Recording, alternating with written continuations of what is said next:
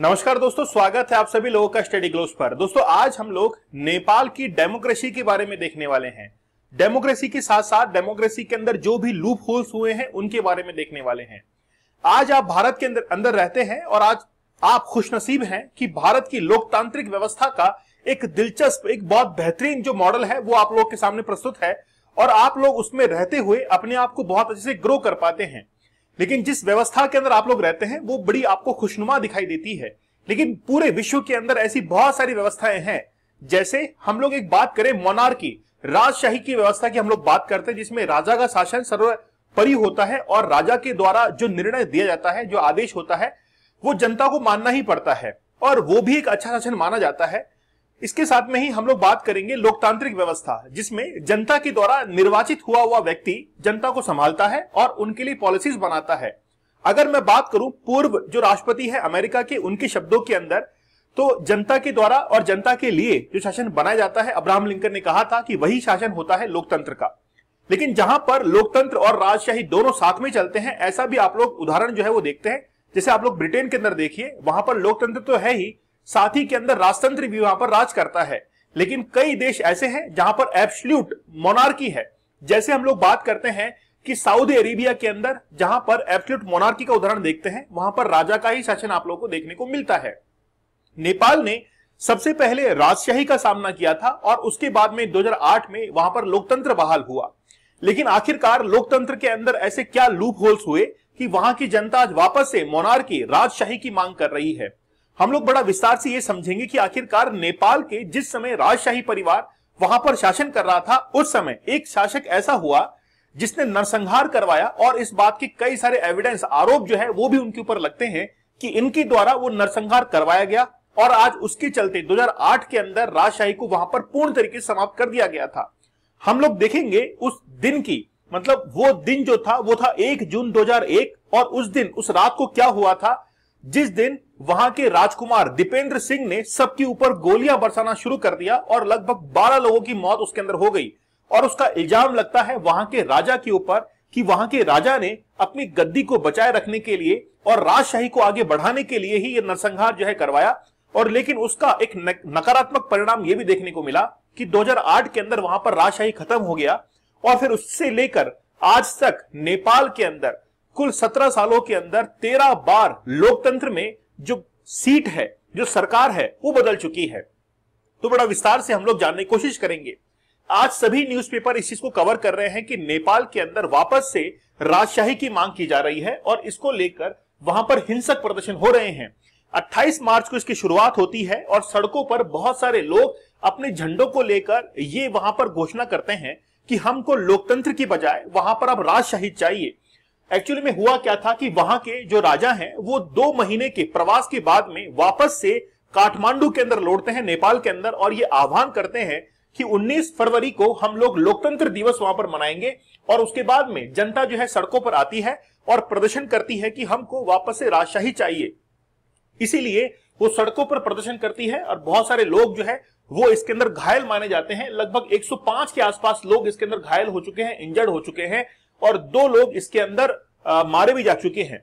तो आप लोग देख सकते हैं कि जनता जो है वो सड़कों पर निकल चुकी है। उन्होंने हाल ही के अंदर एक बिल्डिंग को आग के हवाले भी कर दिया, जिसमें बहुत सारा जो निजी सामान था वो भी वहां पर जल गया। वहां की जो महिलाएं हैं वो भी उनका बराबर साथ दे रही हैं कि हम भी राजशाही के जो है पक्ष में हैं। यहां पर जो फोटो आप लोग देख रहे हैं वहां के राजा महेंद्र प्रताप की है, जो कि पहले यहां पर शासक रह चुके हैं। आप लोग देख सकते हैं किस तरीके से वहां पर आग जनी हुई है। कार हो, मोटरसाइकिल हो, सबको जो है आग के हवाले कर दिया है। और नेपाल के लोग जो है वो आज मांग कर रहे हैं कि हमको डेमोक्रेसी की बजाय पूरा का पूरा वहां पर मोनार्की चाहिए। अगर हम लोग नेपाल स्टेट की बात करें तो नेपाल एक ऐसा देश है जो कि बफर स्टेट की तरह रोल निभाता है बिटवीन चाइना एंड इंडिया।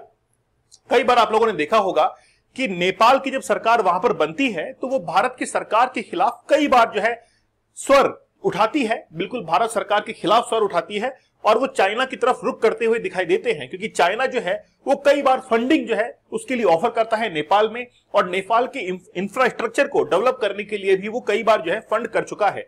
इसलिए नेपाल एक महत्वपूर्ण रोल अदा करता है बिटवीन इंडिया और चाइना के बीच में।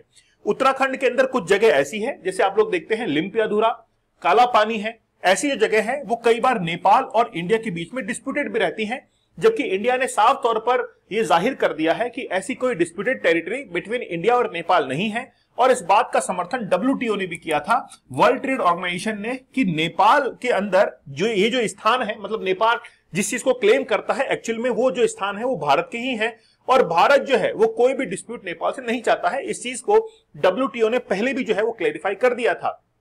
नेपाल के अंदर बहुत सारे जो राजशाही हैं, उन्होंने राजाओं ने शासन किया है। उनमें से कुछ राजा जो है वो हम लोग पहले उनकी बात कर लेते हैं।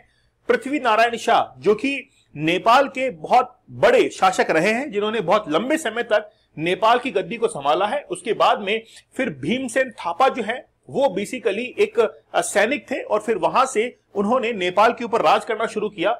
वहां से इनको वापस से रिप्लेस किया गया जंग बहादुर राणा के द्वारा, जो कि एक सेनापति थे। इन्होंने ही वहां पर राणा जो शासन था इसकी स्थापना की थी, लेकिन वापस से इस राणा जो शाखा थी इसको वापस से वहां से क्या किया, खत्म करके महेंद्र प्रताप जो थे वापस से वहां के किंग बन गए। तो यहां पर ये जो आप लोग देख रहे हैं पृथ्वी नारायण शाह, इनके ही वंशज जो है वो आज माने जाते हैं वीरेंद्र शाह।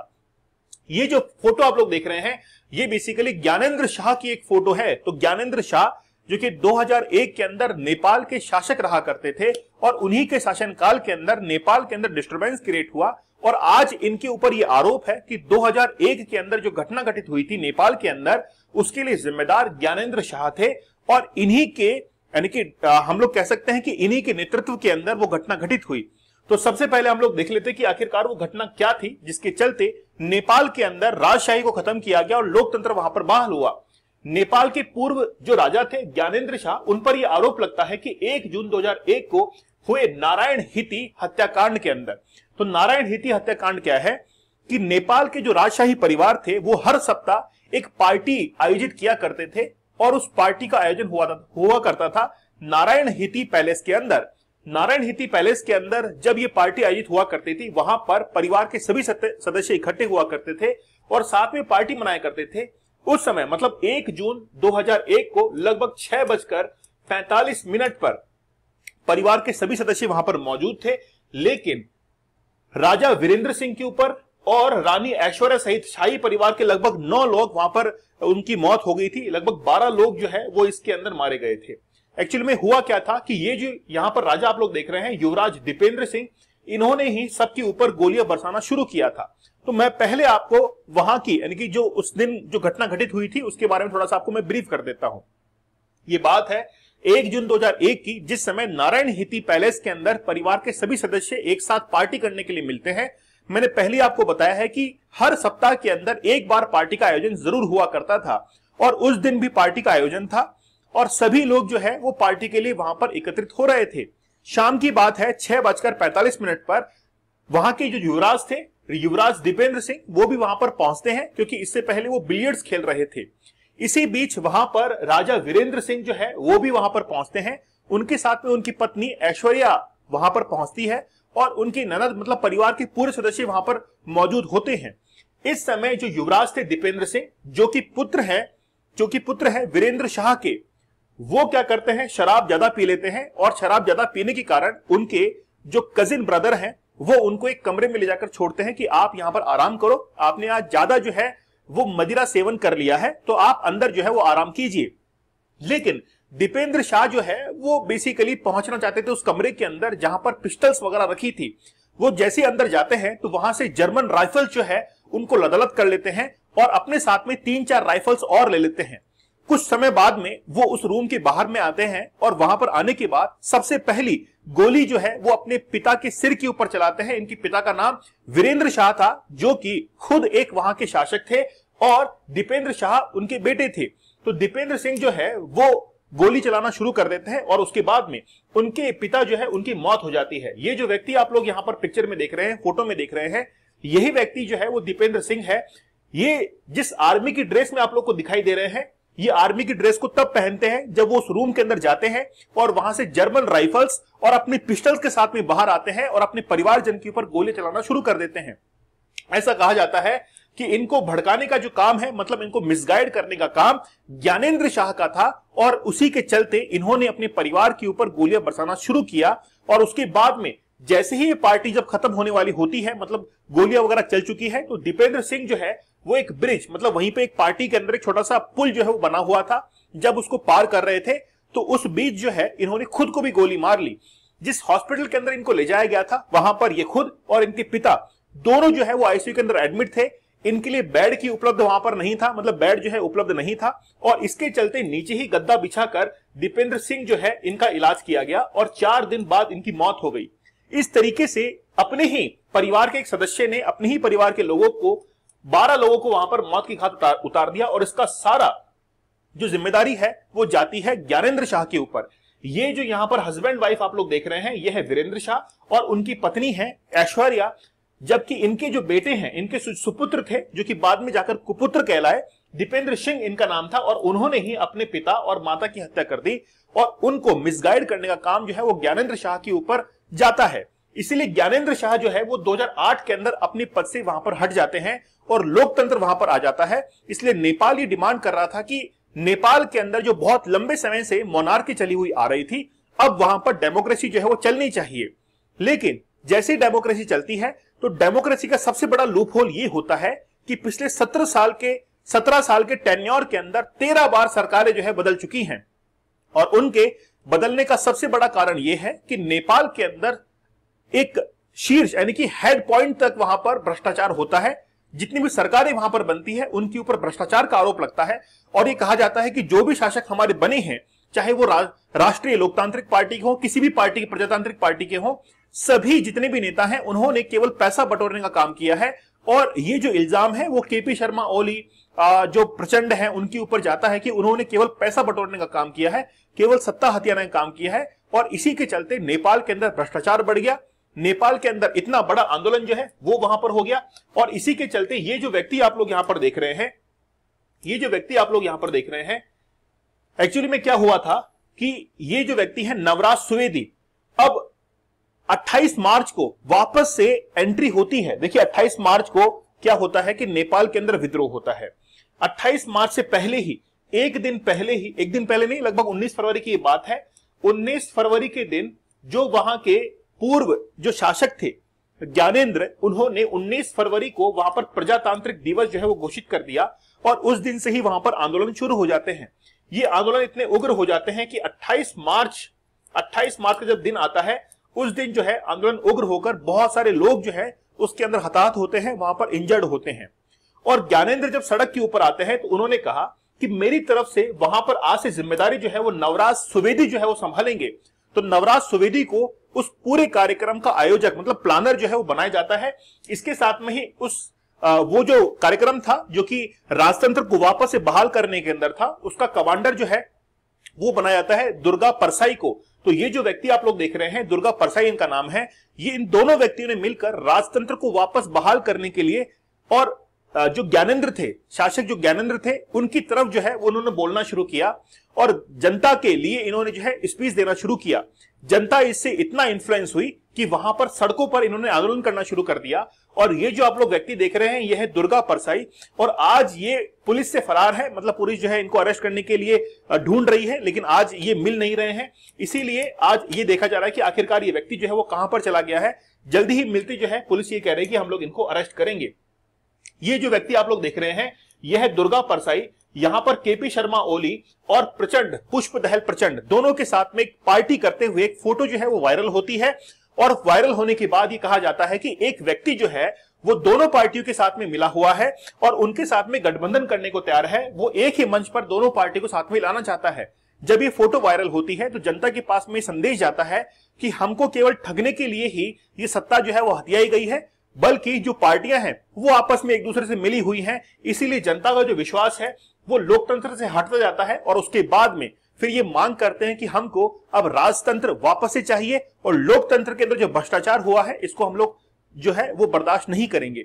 इसी बीच भारत के लिए भी खबर आती है कि भारत के जो मुख्यमंत्री आप लोग देख रहे हैं उत्तर प्रदेश के योगी आदित्यनाथ, उनके भी पोस्टर वहां पर रैली के अंदर दिखाई पड़ते हैं। और यह आरोप लगता है कि जिस तरीके से अब देखिए नेपाल के अंदर जब आंदोलन हो रहा है और भारत के मुख्यमंत्री, उत्तर प्रदेश के मुख्यमंत्री के पोस्टर वहां पर चलते हैं, इससे वहां के लोग ये कहते हैं कि आज हमको क्या जरूरत आन पड़ी है कि आज हम लोग भारत के जो नेता हैं उनको प्रचार कर रहे हैं। देखिए, मैं आप लोग को बताना चाहूंगा कि नेपाल एक हिंदू राष्ट्र जो है वो रहा है और नेपाल आज वापस ये मांग कर रहा है कि हम लोग हिंदू राष्ट्र बनना चाहते हैं।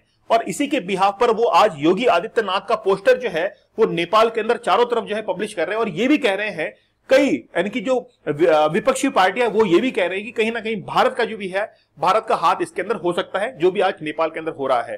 लेकिन भारत ने साफ तौर पर इनकार किया है कि हमने ऐसा कुछ भी नहीं किया है, हमारी तरफ से ऐसा कुछ भी नहीं हुआ है। आज आप लोग देखेंगे कि भारत के पड़ोसी देश, चाहे नेपाल हो, चाहे म्यांमार हो, चाहे बांग्लादेश हो, चाहे मालदीव्स हो, चाहे पाकिस्तान हो, वहां पर डिस्टर्बेंस जो है वो अपने चरम सीमा के ऊपर है।